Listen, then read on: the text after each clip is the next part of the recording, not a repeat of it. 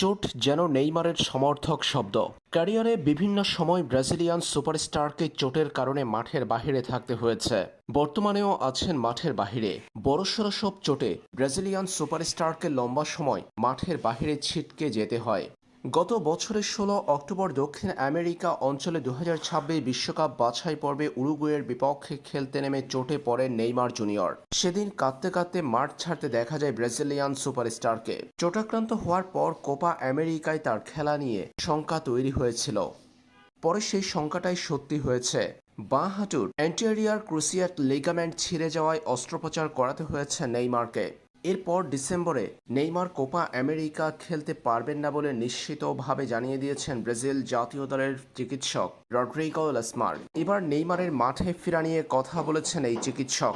Rodrigo Lasmar যা বলেছেন তা মোটেও স্বস্তির নয় নেইমার ভক্তদের জন্য। আদৌ মাঠে দেখা যাবে কিনা নেইমারকে তা নিয়েও রয়েছে শঙ্কা।